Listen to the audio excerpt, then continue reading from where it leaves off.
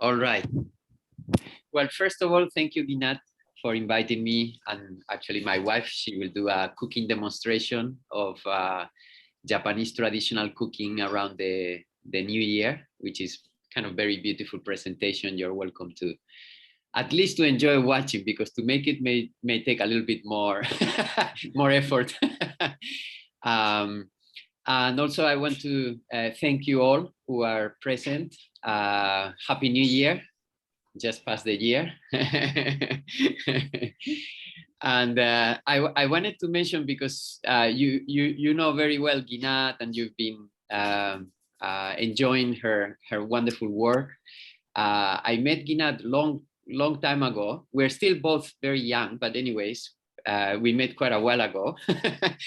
and I worked at her restaurant, Satori, in Allston, in Boston, and I was in high school in those days.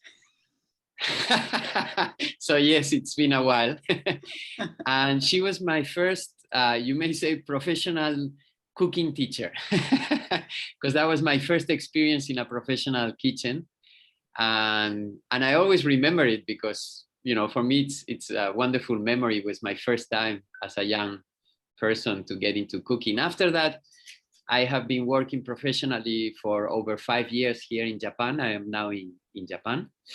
And we open altogether about 4 or 5 restaurants and publish a few cookbooks. So cooking has always been an important part of my life. So I appreciate very much, Ginat, for all these years. We continue along. Well, I want to give my appreciation to you and to your dear mother, who is such a wonderful woman, such a bright star in my world. So thank you both. Thank you. Thank you very much. Yeah, she was the one who got me into macroethics. We started when I was about 4 or 5 years old in Spain. I'm originally from Spain. And that's how my journey with macroethics began. And we later on, we moved to the United States, to Brookline, where the Kushi Institute was located in those days. And after graduating from the Kushi Institute, from high school, then I went to the Kushi Institute for 4 years.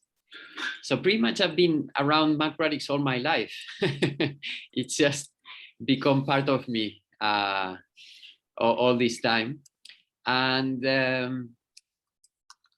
Ginat suggested that I talk a little bit about One Peaceful World. So I'll go along and start, so I don't waste too much time with other things.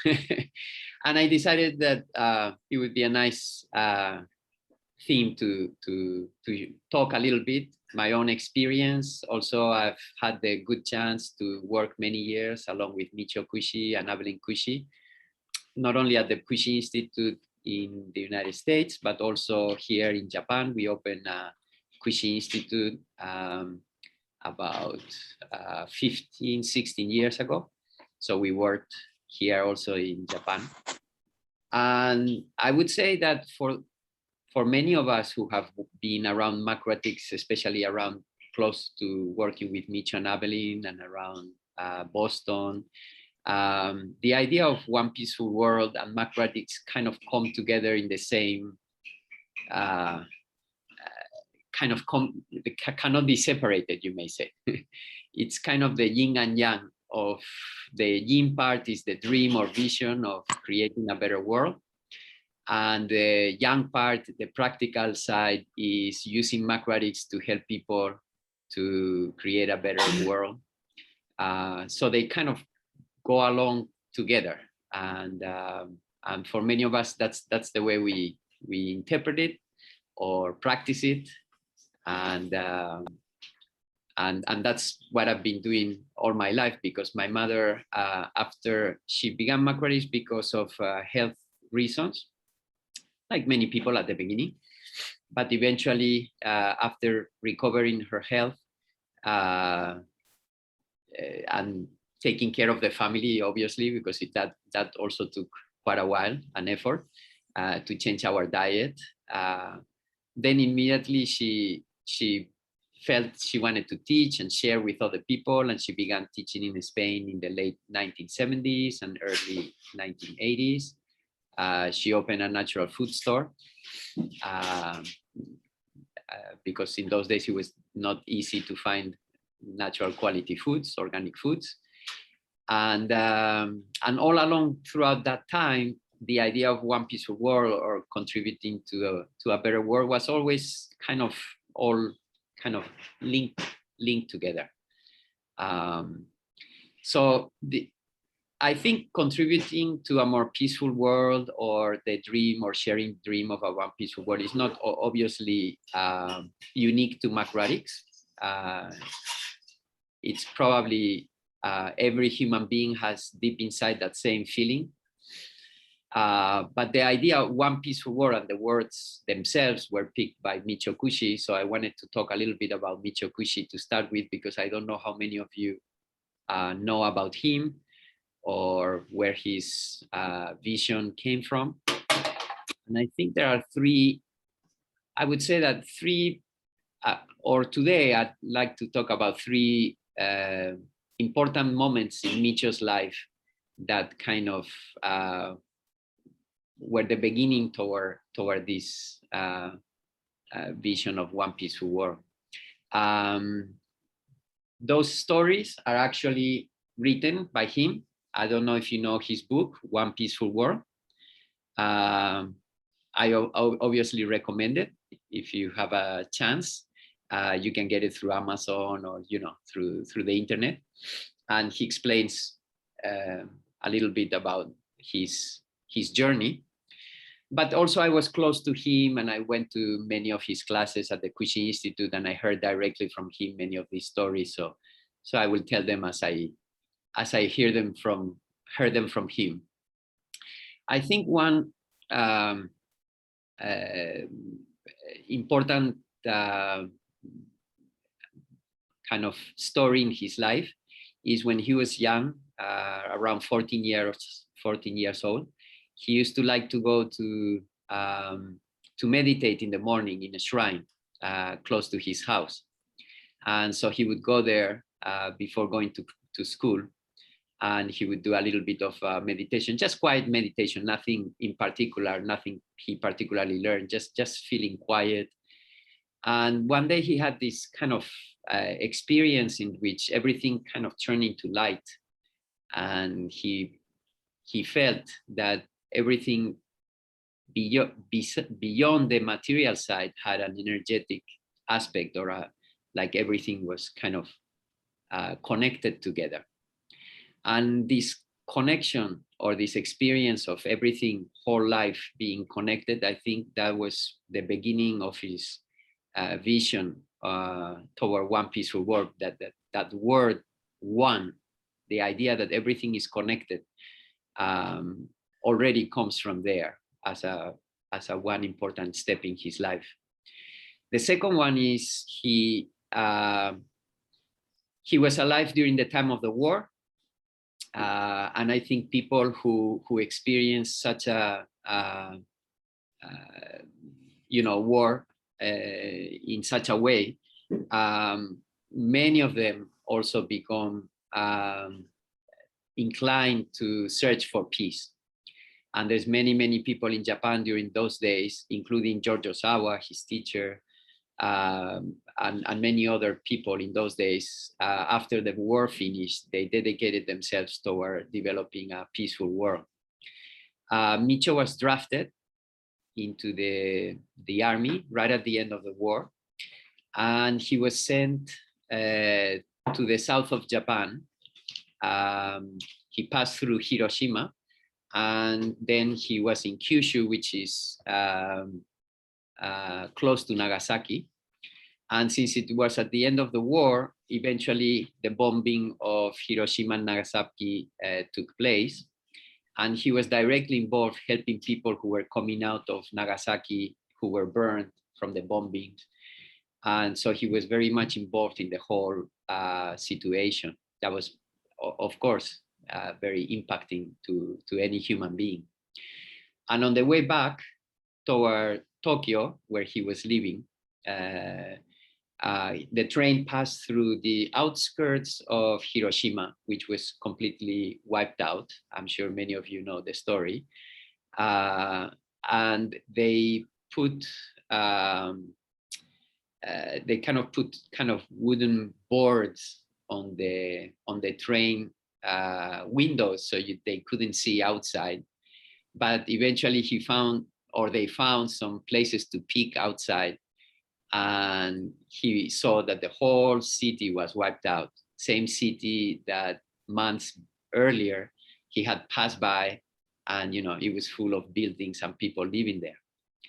So according to his own words, at that time, he decided to dedicate himself to world peace in whatever way he could, although he was young and he didn't know exactly how.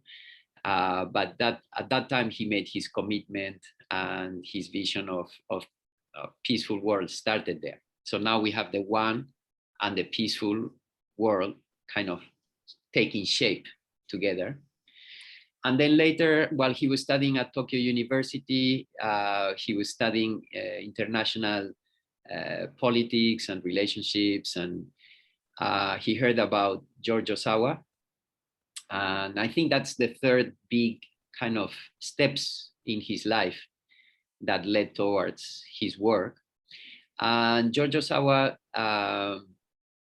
introduced to him many new ideas that he was not considering at the time, especially through university. They would not approach peace from such a point of view. He mentioned the importance of food, the importance of health, the importance of developing a more peaceful quality of human being from within instead of from without, which is more the approach that he was studying at the university, like international relationships and world federal governments. And, they were working on the United Nations at the time and so on. And also the use of yin and yang and oriental principles of harmony to contribute to create a view of life that can complement also Western views and can integrate a little bit of different points of view about life. These three kind of important aspects or situations in his life, I think played an important role in all the work that he did later on. Many of what we have been studying together and sharing and also spreading around the world. So I think these three key points are very important for his vision of one peaceful world. Although, like I mentioned before, this is not something that it's only a one-man job. If realistically we want to create one peaceful world, it has to be all of our same dream, because it's something that it's going to be created over a long period of time. It's not going to happen in one day, obviously, and it's going to take shape in the form that we also want to give it. So we are all part of that dream, in my view. Personally, I was very interested about macroethics also because of this part, the idea of creating a better world, contributing to society, contributing to a more environmental sustainability. And because my mother began macroethics because of health reasons, but because of I had the nice chance to start macroethics at an early age. Health was not really my main issue with macroethics, although of course I love helping people with their health issues, obviously, but that was not really my main issue. So the dream itself of contributing to one peaceful world actually appealed to me very much within my macroetic journey. And that's what kind of triggered for me to go and study more about it and to go and share it with people around the world. I would say that I think many people many times ask me if really food can play such an important role in creating a more peaceful world.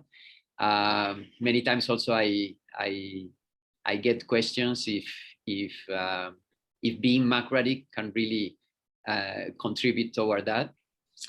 And I guess I have to kind of use my own observations and my own kind of story also involved in order to answer that question too. Because my background I'm from Spain, and my background from my father's side is one of being involved in military activities, in wars, for over 500 years. So my family background, my uncle loves the family history, and he put together three books on my family history.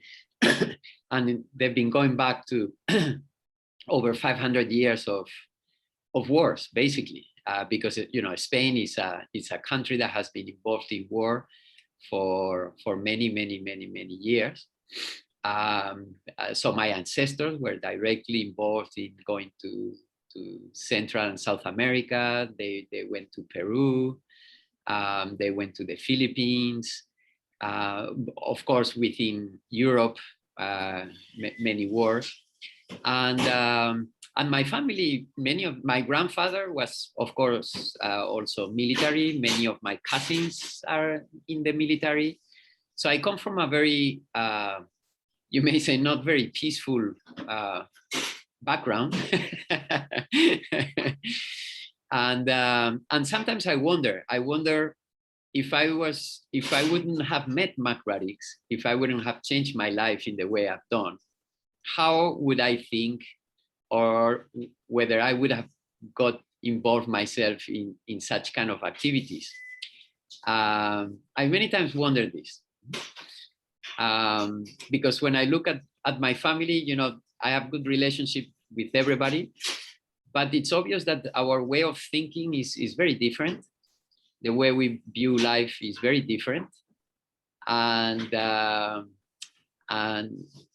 so I can see within myself that there's certain changes that I don't know if it would have happened without macroethics. And so that also gives me the kind of like my personal observation that if I can change myself and I can change the course of my destiny, then everybody can do it too. And so everybody can develop a more peaceful mind and a more peaceful view of life. At this moment, after living in many countries and being involved in many activities, that sense of very strong attachment to a country, or a sense of, like I remember when I went to high school in the United States, and I went to a history class, and the first question by the teacher was, would you go to war to defend your country? That was the first question I was asked when I went to America. Of course, I was very young at the time and I never thought about it. And it took me kind of by surprise. But I remember that at the time I said no. I'm sure that I had not thought about it deep enough, but somehow it didn't connect with the way I felt about, defending my own country. Because eventually that sense of country, I don't feel it so strongly anymore.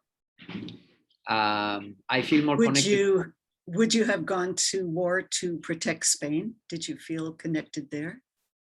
yeah, that's the thing, that I don't have such a feeling within myself, and I don't know if it's because it changed through you know, our diet, and our way of thinking began to change a lot. And again, I was very much educated, you may say, by my mother in a different way, and always looking at life, trying to look at it from a wider perspective. She was not Spanish anyway, she was from Chile. So after, you know, after you start to see that the world is beyond countries, it's very hard to kind of image that you're gonna fight for a certain group of people only. So Patricio, can I ask you, or maybe you're just coming to this, what is the vision of one peaceful world? And even more so, is it possible? And even more so, is it desirable? Well, I can only answer that from my own experience, because, you know, I'm not Michio, or you know, everybody has their own view, and everybody needs or should have their own views. From my personal perspective, I think life, it's dreaming and having a big vision is very good. I think we should all have hopes for the future. We should all have kind of like a vision, something that you kind of look forward. Some people call it also purpose in life. And dreaming big, I think it's something open for everybody. So for me, having a dream toward, a big dream toward creating a peaceful society, peaceful world, it's perfectly right. I enjoy every day having this dream because I like to pursue it. To me, it gives me lots of happiness in my daily activities, and it gives me like a clear direction of something that I want to do. So for me, definitely yes. I think it's nice to have a big dream in life and to pursue it. Whether it can be realized is very questionable, and that's part of it, actually. Like George Osawa once said, that happiness is the realizing an endless dream. That was his kind of idea of what happiness was, realizing an endless dream. Endless dream means you don't know if it's going to be achieved or not, or that may not actually be the important goal of it, but striving for it day to day, that's what's the point about. So whether can we create one peaceful world, it's not, it's something that we have to try. It's something that we have to see. It's we can progress in that direction, and then we see whether it can be realized. But it doesn't need to be, you know, like a perfect world, because there's nothing perfect. But definitely, I think we can achieve much better peaceful situation than what we have right now. I have no doubt. Does one peaceful world mean we all think alike, or what is it?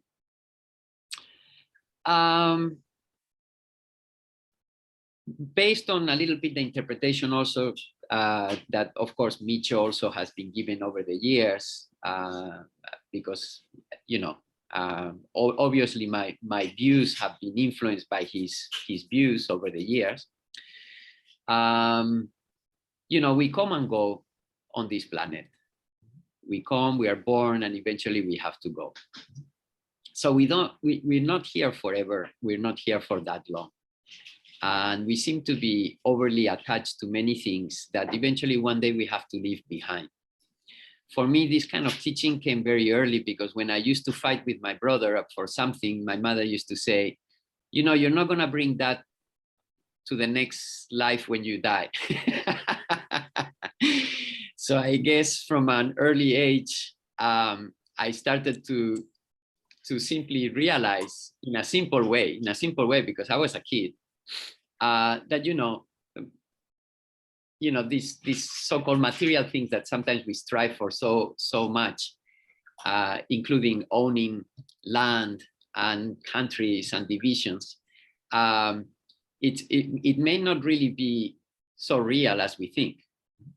It's man-created, but it may not really be there. So is it worth it to attach so much ourselves to these things that we even would like to fight with somebody and go to war over, if one day we have to leave them behind anyways? And whatever life we have in the next world, for sure, we're not going to carry this physical body, which means many of those things doesn't make so much, they're not so meaningful. And so eventually the idea is that why not come here to this planet, be born, and be more happy, enjoy our lives more. Michio had a very nice image of life that we should play. That we should play and we should enjoy our lives and see people more as playmates. You may say friends, you may say brothers and sisters if you want, that's up to you. But basically we're here to enjoy it together. So why not? Why cannot that happen? We are living in a little bit of a turning point in society, and I think it's also important to see this idea in relationship with what's going on right now in the world, because we are not living in a little common times, you may say. It's a big change in times. But we are realizing that many of the things that we've been doing for a long, long time eventually are coming to an unsustainable kind of situation. And on one side, they're not bringing us health. On another side, they're not really bringing us happiness. And on another side, if we are not careful, it may destroy, life on this planet as we know it, or at least for human life.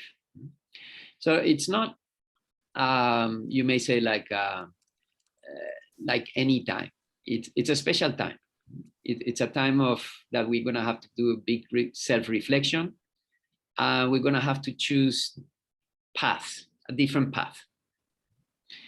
And as part of the path, the choice, one could be peace and health and living in more harmony with nature, which is basically the idea of one peaceful world, is based on that, on living in more harmony with each other, with the environment, and enjoying our lives day to day more, instead of focusing on so many issues and problems as we have right now, because it's a reality. We are facing all of these things. So it's more like a path that we can choose. But because it's one world, that means that we all have to choose it, and it's up to each individual to do that. Now, whether we're going to be, as a majority of people, to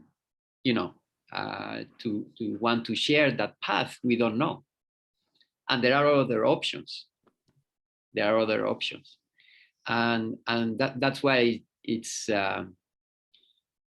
not like something that for sure it's going to happen. And we all have to choose. And if the majority of people do choose to go on that direction, then that can be created eventually.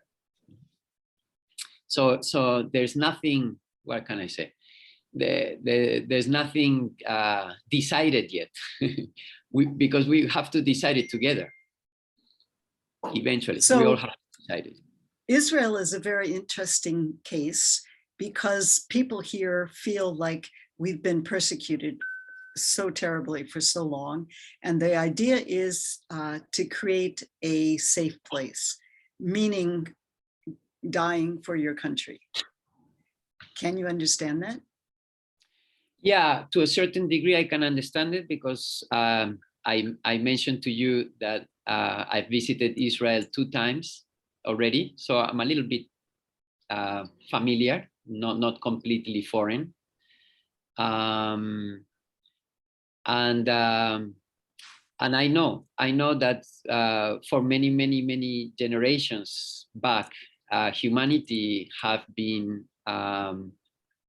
struggling, and many wars, and so it's a chance we have now to move in a different direction. But I'm not saying it's going to happen in one day. It's going to be a gradual process. The macrobiotic view basically means that we all have to do that process little by little within ourselves, and it takes time. I say from my own experience, because it's been a process of growth within myself to see life in a more peaceful way, and it's something that takes time and has to be done by each individual, which means it's a process. It's a process. It won't happen in one day, obviously, but I can understand. But also we have to see it a little bit from a wider perspective, and we are really in a crossroad, really, because the idea of peace, considering the situation worldwide, it's something that eventually we're all going to have to discuss seriously about it sooner or later. And because we have many issues going on, and to overcome those issues, humanity, if we really want to overcome those issues, my view is that we're really going to have to come together, all of us. We're talking about the health issues, which are huge. Chronic disease is tremendous impact on the whole world.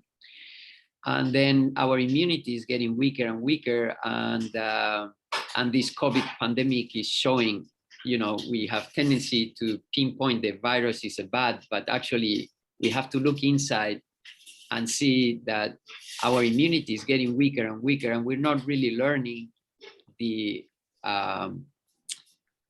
message of this pandemic, which is we need to start to work more from inside to strengthen our immunity. So pandemics, many people already saying that, pandemics or situations with infectious disease may come more often from now on, in waves. Of course, this one is going to get better, so we don't need to worry too much. But as long as we don't start to improve ourselves from within, the possibility of pandemics may increase tremendously in the next few years. And this is something that we're all going to have to work on it. Then we have the environmental issue, which is quite big. And it comes in many forms, many of which many people have not even, from what most people are talking about, climate change and global warming is only the tip of the iceberg of many other issues that are going on. And it's impossible to solve this without solidarity and without coming together. And everything is being late because of this, because we are so separated, because we have like 200 countries that we are competing with each other instead of helping each other.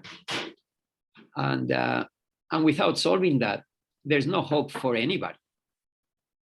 And then we come to war, but if you look at it from a larger perspective, it's not normal that we have, as we are talking right now, it's not normal that we have weapons of mass destruction and atomic bombs to wipe out this planet a few times.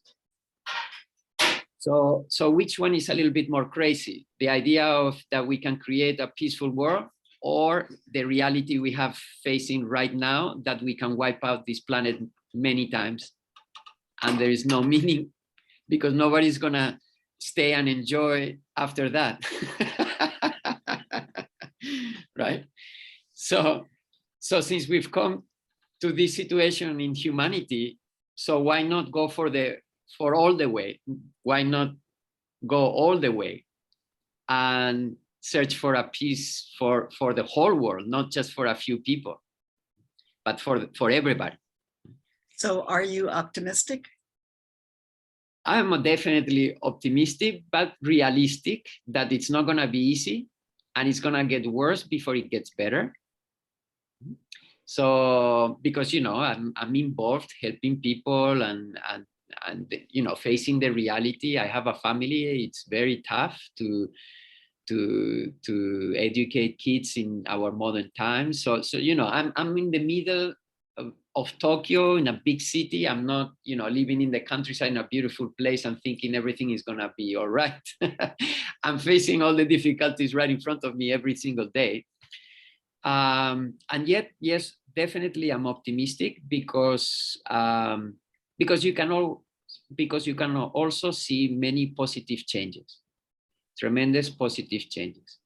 And I see a lot of young people who are really willing to put aside countries and put aside many of the things that even in my generation we take very seriously.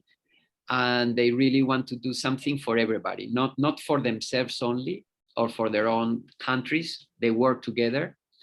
There is a plant-based movement now by young people who want to change the whole world to go to our plant-based diet. This would be tremendous change for humanity, not only health-wise, but eating more plants in general make us a bit more peaceful. So if humanity chooses that path, eventually there will be changes that we cannot even now, many people cannot understand because they're looking at it more in a physical way. But, you know, in macroethics, we also look at the energetic aspect. And when people change into a more plant-based diet, eventually you generate more peaceful thoughts in general. So definitely I'm positive, but again, takes effort. And I think it's not something that you just positive and sit back and relax, but you are actively every day trying to do your little thing. And everybody also can do little by little the little thing. And it's the coming together of all these efforts that can move us in that direction. So yes, definitely, I think we can do it. But it's a long-term vision, okay? I remember one Michio, you know, we had the Kushi Institute here, and Michio would come to teach at the level 3 every year. And because, you know, it's the level 3, that means we go a little deeper in macroethics, and, you know, he can speak a little deeper. It's not big, you know, events and so on. And so we were talking about, you know, his vision of one peaceful world. And he said that according that vision, it's a long-term idea that would take about 2,000 years. So if you're thinking of one peaceful world as something that's going to happen within your lifetime, you know, things are going to change right away, maybe a little difficult.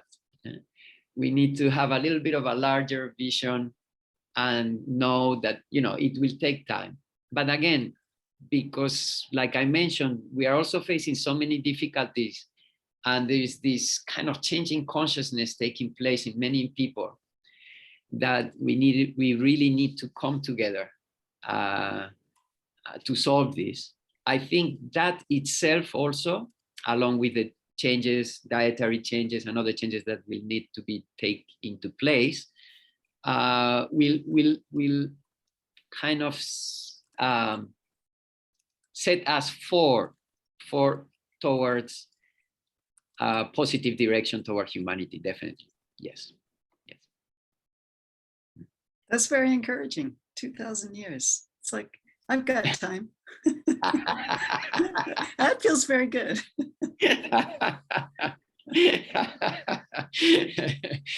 Well, that's kind of his vision, right? Today, it's the theme is one peaceful world. So, anyways, that's kind of his vision. It's over generations, little by little. But again, you don't need to wait that long. You can live that world yourself by changing yourself, because you can look at even everything that's going on in the world. You can understand that eventually everything changes, and eventually you yourself feel peaceful and you yourself feel healthy, and you yourself can live within so-called one peaceful world anytime you want. So you don't need to wait. But to happen, in realistically speaking, on a worldwide scale, it's a process. It's a process. Because think about Israel. You know that it will take time.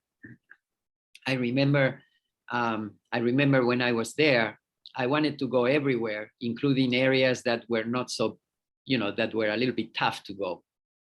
My friend was a very nice person. He had a company, and he had Palestinians and Jewish working together. And so I met many families from, Palestinians and Arabs. And he was trying to kind of, bring them together. He was actually born in China. His mother was Jewish, and Second World War, China opened door to people, Jewish people. Right? So he was born in China, grew up in a ghetto there, and then the mother got together with an American officer from the United States, and he was born, and then he went to live in the United States. And when he was a teenager, his mother said, "I'm going to Israel. If you want, you come with me." And then they went to Israel. So he had an open mind person, and he was always trying to put people together. And then when we went to Jerusalem, I wanted to go to the Arab side and so on. And he said, it's not a good time right now. At that time, Iran was sending Scud, those missiles. Scud missiles, right? Missiles, yeah. So it was a tough time, tense. But anyways, I was like, no, but I want to check it out. I want to see it by myself. And then that night in the news around the area where we were visiting, somebody with a knife had killed 3-4 people. And he told me, you see, it was not a good time to go there. We could have been those people. But anyways, this is what he told me.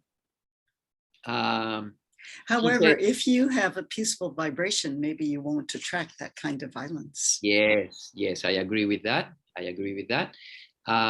So anyways, we didn't have any problems. But anyways, he did mention something also that I think about. And he said, the problem is not those 3 people who died. The problem is that all their friends and their families are going to carry hate over generations. So this is building up over generations. And it's very true. There is a lot of work that we're going to have to do inside ourselves to kind of balance our past. So it's not only the present we are living the situation, but also we're going to have to kind of go back, because we all have, I mentioned about my own past, and it took time also to go and change myself to see life in a different way, because I do have a little bit of a heavy past. So I'm taking that into consideration too. And Michio was also taking that into consideration, that he knows that it's going to be a process, that it's going to take time, because it should be eventually one day, like health, eventually one day health should be something natural. We shouldn't have to strive for health. Why not be born on this planet, living on a natural life and eating normal food? We shouldn't, don't you think it's strange that we have to choose our food as this is the good food and this is dangerous food? Don't you think that's strange? Don't you think that's strange that we put poison to grow our food? Definitely. It's very strange. You know, in the Torah right now, we're reading about the beginning of the Exodus from Egypt, and it's going to take an entire generation. It's going to have to die. It takes 40 years of being nowhere before they can arrive to promised land. So we have to clean or make peace with our past, and then work toward a better future. And it's yeah, I know it's a process. it's definitely a process, but it can be done again, and why not?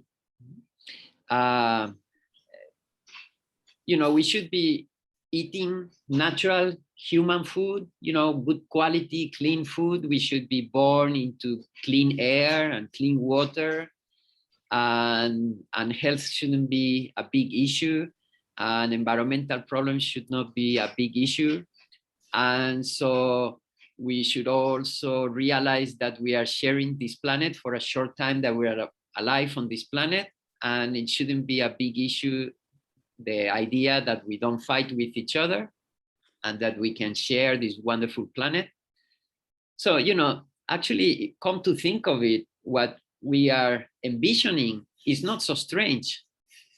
What is more strange is really the world we are living now. And that's why we need to change it. I have so many responses. Can I ask things, please? Yeah, Clara, we don't hear you. You're very far away. Hello, hello. Can you hear me now? A little better. I don't know why. I don't know how to fix it. You have to On put your many- earphones in. Oh, never mind. I'll have to look for my earphones. Can you hear All me? right. Go ahead. On many macro sites, unfortunately, it devolves into battles, into people putting each other down. I don't know if you're on Facebook, if you see any of those. And these are macro people. These are the gems of society, right?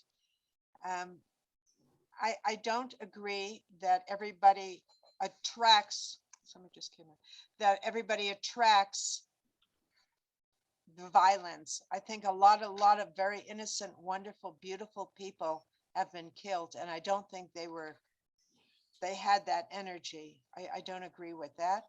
And I don't agree that once somebody you know is killed, then the violence continues. There are many people, especially in the religious world, who think, what have we done wrong that created this to happen?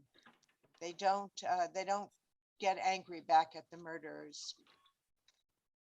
Glad you heard That's no, I perfectly agree with you, but that requires a certain development inside yourself to not have bad feelings toward others. And not everybody has gone through that process. Yeah, so it can go both ways, definitely. And macroethics, you have just mentioned something that, you know, that we suggest to develop ourselves in macroethics. Although, don't forget that so-called macrobiotic people, including myself, we are still on our way to develop ourselves. We're still working on ourselves, and we're still working on these ideas to live them in reality, you may say. So it will take time also for us, like for the rest of the world. But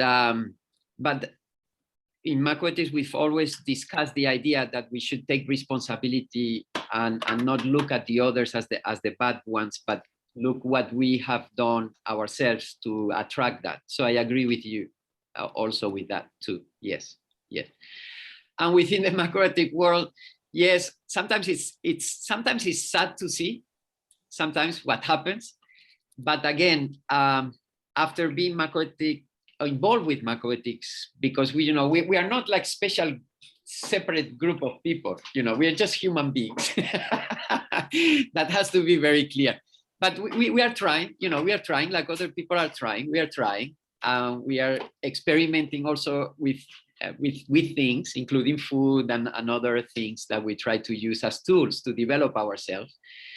But we are in the process. We are in the process. Nobody's perfect within macroethics either.